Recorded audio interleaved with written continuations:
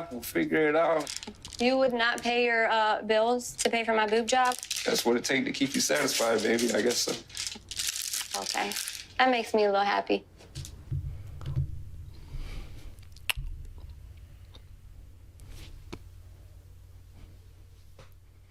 Hey guys, and welcome to Little Blackbird 91. We are talking to you guys about love after lockup. You guys requested this. I've had a few emails. Some of you have DM'd me. I've left love after lockup years ago, right? But y'all brought me back in, okay? You want to bring me back into this madness? I'm here now for the madness, okay? All right? We're back here for the madness. We're back here for the dark hearts. Don't wash my hair. In fact, I'll put my hood up, man. Let me comb my hair next time when I get on the screen. Anyway, listen. We're talking to you guys about Deonte and Nicole. I want to talk to you guys about the fact that if you're willing to relinquish your bills, okay, to pay for a boob job, and she's smiling and happy about the fact that you're willing to not pay your rent to pay for her boobs. You are in a relationship, you don't value yourself. You're in a relationship that does not value you as a unit. You're in a relationship where the person doesn't care about you apart from what you can provide financially. And that in itself is a toxic relationship. In fact, we're going to label it as we always label it. The dark arts. Because that's exactly what it is. It's the dark arts, right? Because, you know, this is a person who says they love you, but smiles and gets happy that you're willing to put yourself in adversity, in debt to get them a boob job. So, guys, if you're new to the channel, make sure you like, share, subscribe, click on the bell button for notification of what up. Loads for those of you who are returnees. You already know what it is, baby. You got the minerals. You got the minerals. Let's talk about some real stuff. Don't forget as well, stay hydrated, because why? The streets are hot, baby. The streets are hot. Okay, let's get into this video. I want to say this first and foremost as well.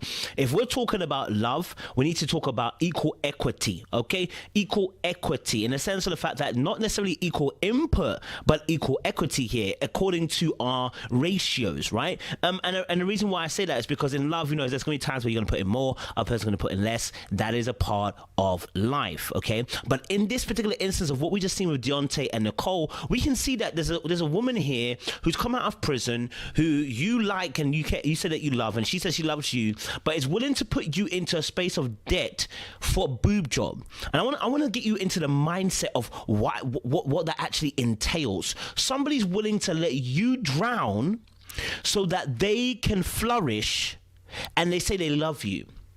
Okay, now she's willing to jeopardize your rent, your housing, where you live, just so that she can be self-gratified and have a better body.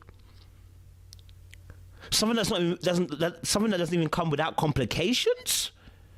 Then she really doesn't have a level of respect for you that you actually need in a relationship. What you're dealing with is somebody who is a user, okay, and you're enabling the using, okay.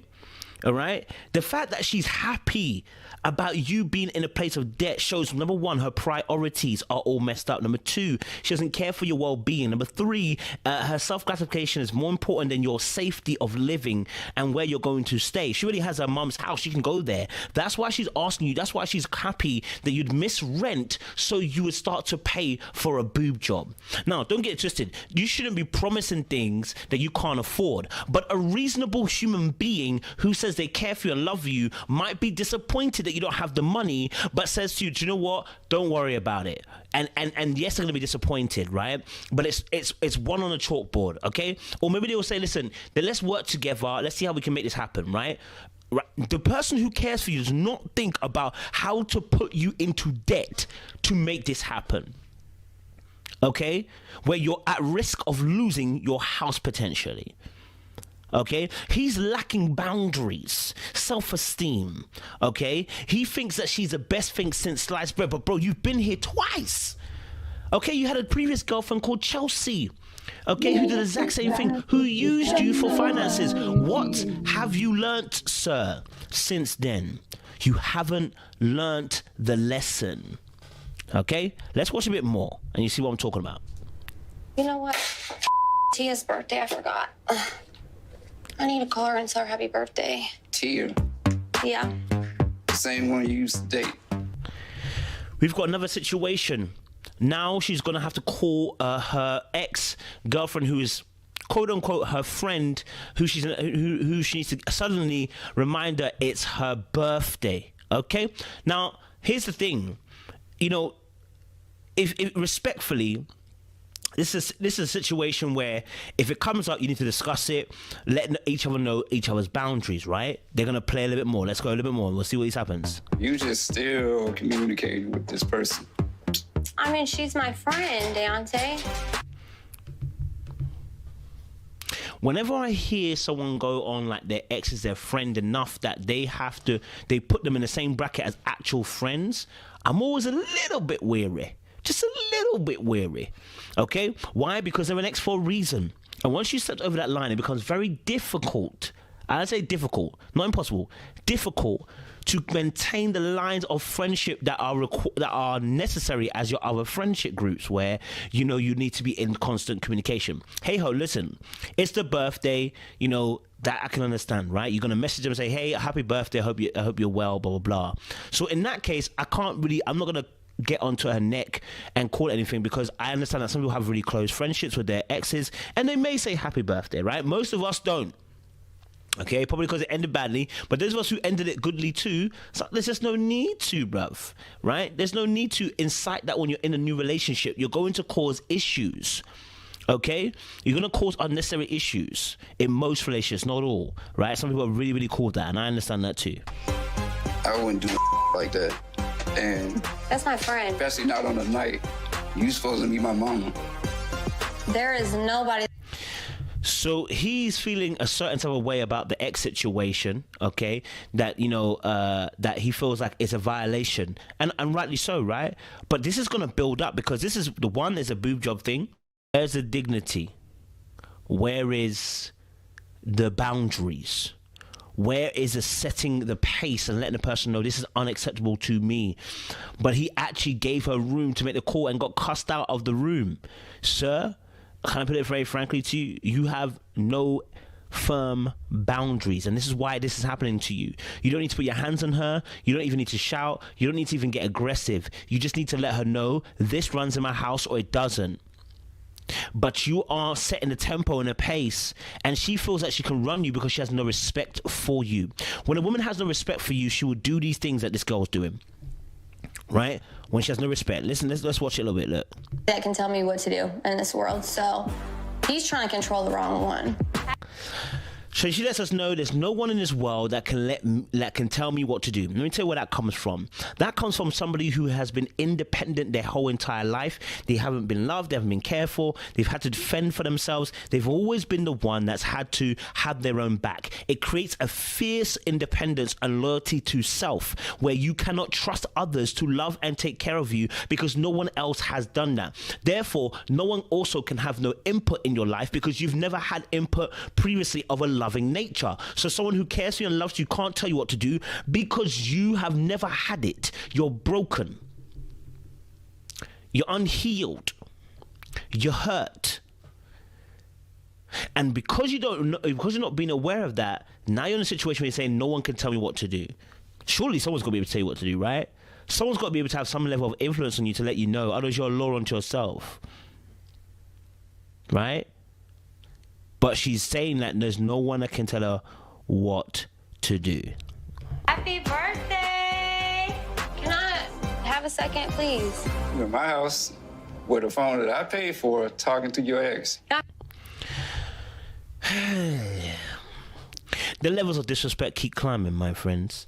The levels of disrespect keep climbing, okay? And it keeps climbing, okay, because he's allowing it to do so. This should have been shut down from the rocket jump, right? But she herself knowingly knows that he's not going to do anything. She too is taking advantage of the grey area. She takes advantage of the fact that he's too nice. She takes advantage of the fact that he hasn't got boundaries. She takes advantage of the fact that she can take advantage. Do you know what I'm saying? She knows what kind of man she's dealing with. You know, when people want to rob people, when people want to be thieving people, they look for those who are vulnerable. This man is vulnerable. And she's taking well and due, a process in taking him to task. Let's watch a bit more. Please just have 5 minutes. Like, I mean, he just followed me in here. He's tripping.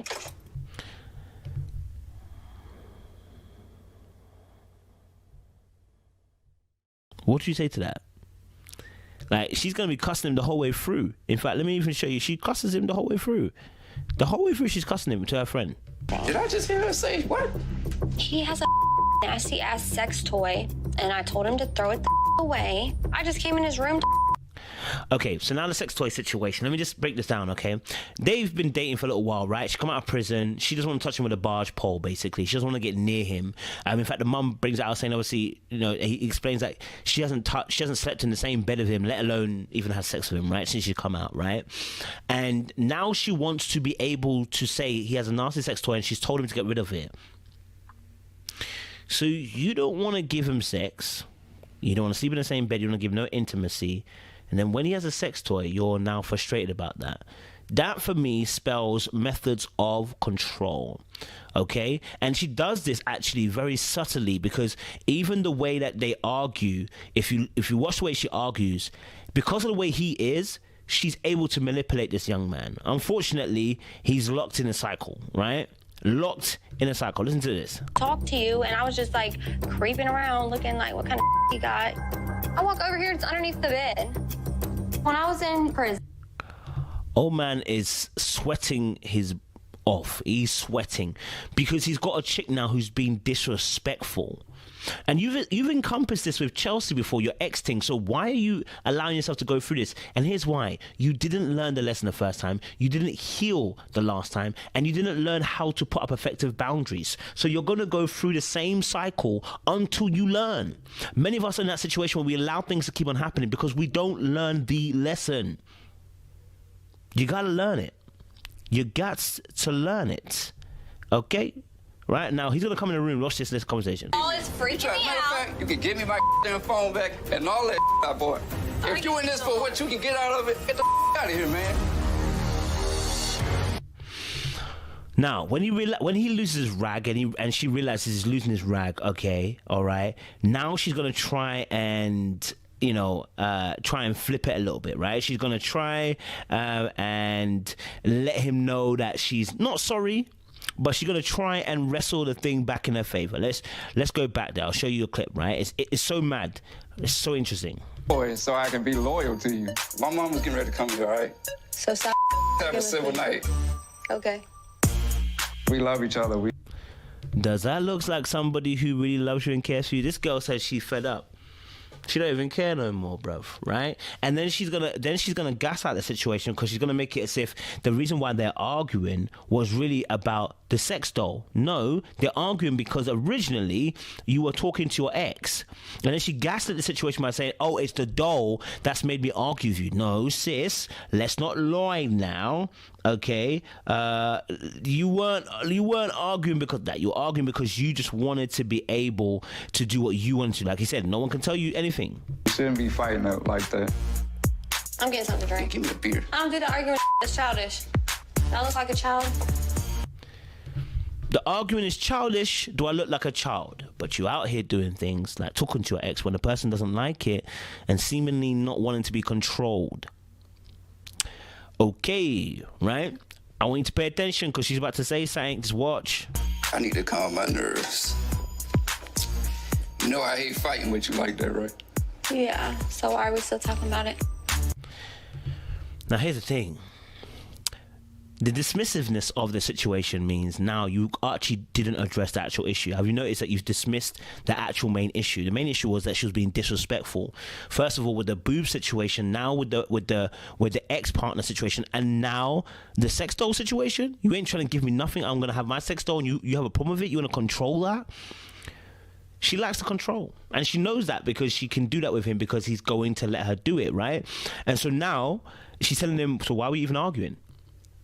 Now, the argument's dead. The argument is now finished when she says so. And not only that, you actually haven't solved the issue. You've actually avoided it. And she's got to waive it again.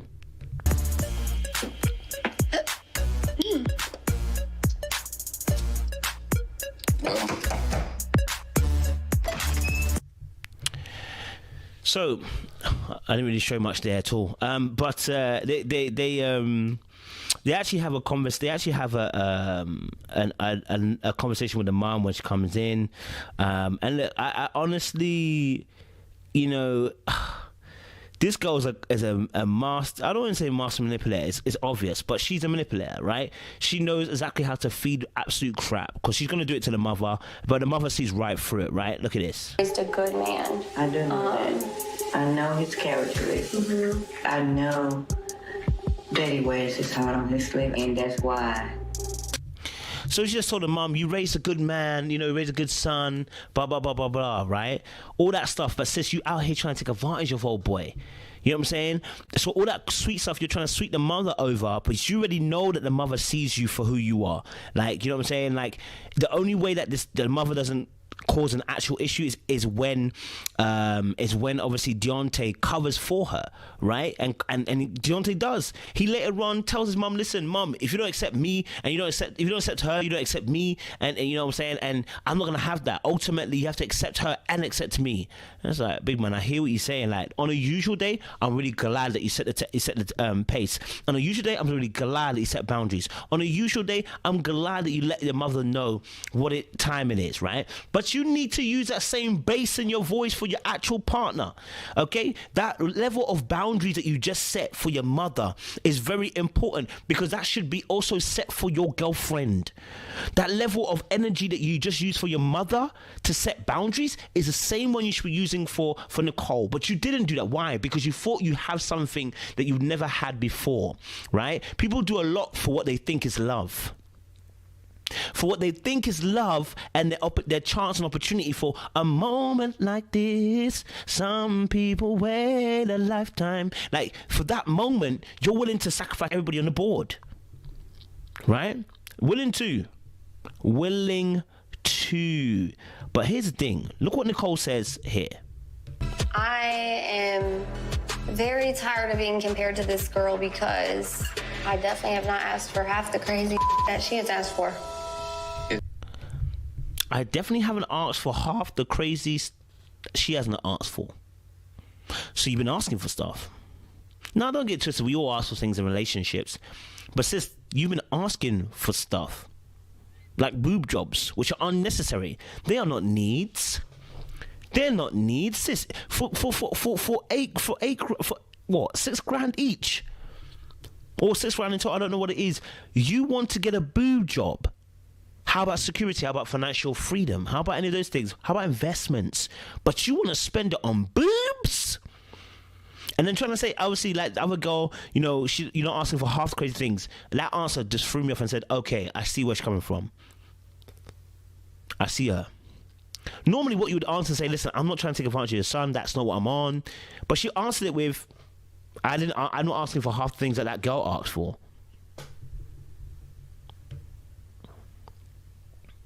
Let's go a little bit more clip. I'm going to go to another clip here. Hey, people are mad. It's like she didn't want to be around me. You've been out a week now, and I still sleep in this house every night by myself. To me, stop the bus. That's not... Mother got involved and said stop the bus, and the reason why she's stopping the bus is because they've been talking for a little while now, and you've been in prison for a long time. You know, intimacy is going to be a very big thing. And, you know, doesn't necessarily have to be sex, but intimacy is going to want to be involved, right? You know, on a physical level. There's some level of physical intimacy. It doesn't have to be sex, like I said, but you don't even want to share the same space with him, which lets us know you probably don't like this brother. Yeah. Now, she may have anxiety, right? That's a fair shout. She may feel like she's, you know, this is all new to her. But she don't, like the mother said later on, you don't mind taking money, but you got a problem, you know, with actually being close to my son. We got an issue, okay? Let me just watch this little part here. It's so interesting as well, I think. Let me watch this little clip for you here so you can see what I'm saying. Stop the bus. How you gonna have a relationship like that? You've been locked up for 4 years, away from men. Now, this is probably where the issue actually lies in the sense of she's been locked away from men for almost 4 years. She hasn't had sex. That's fine. That can understandably be a case of when you've been locked in and you've been locked into prison. But most people come out and they really want to do something because they've been locked away from this thing. She's gone the opposite route, which is possible, right? That people can be turned off from it and they want to build intimacy, but it doesn't seem like she wants to build intimacy. She wants boobs. Okay, that's not nothing to do with intimacy. It's got nothing to do with me trying to build bridges emotionally with you. That's to do with my superficial self-gratitude. Okay, that's got nothing to do with us. So that's why it's looking some suspect type of way, right? Let's skip even to the end. Let's get to the end even here.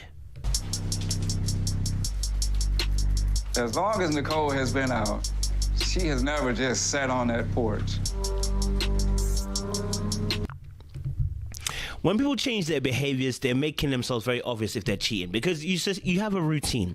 Humans have routines, and when you begin to change it, you begin to expose yourself, right? And seemingly she changed her routine and exposed her, and he began to have suspicions, which he did. He came back round and he found her going into another man's car. Now here's the thing, like I said, this girl has no respect for you, so she's willing to do absolute crud in your face. She's willing to take the absolute pee in your face because she has no respect for you. When you have no respect for somebody, you don't care how much you hurt them because you don't have respect for them as a human being. And she's at that space. That's why she gets into another man's car, because she can. And she knows that she can come back to you. Something's just telling me, turn your ass around, brother. That's intuition telling you, sir, okay? That's intuition that things are not quite right. And that's also letting you know as well, you need to leave this relationship. Because the person doesn't respect you. And as a man, honestly, you should be living by this respect. Because that respect is so important, you know, for you in a relationship, because I believe that men need respect, women need love, right? And respect shows a level of love. When a woman loves you and respects you, you will feel it. And as a woman, you'll feel the love and care and protection of that man. When you don't respect him, you won't show him love neither. It's that simple. Okay? So as a man, that respect piece is so important. He ain't got it. The girl don't give a damn. You know what I'm saying? So I'm going to leave it there. Let us know your thoughts down below, what you think. All I'm going to say is this last little bit, yeah? Dark arts, okay? Make sure you like, share, subscribe, click on that bell button for notification of the uploads. We appreciate you as well, okay? We appreciate you. Give me some more recommendations you guys want me to talk about. Appreciate you. Level black, you know what time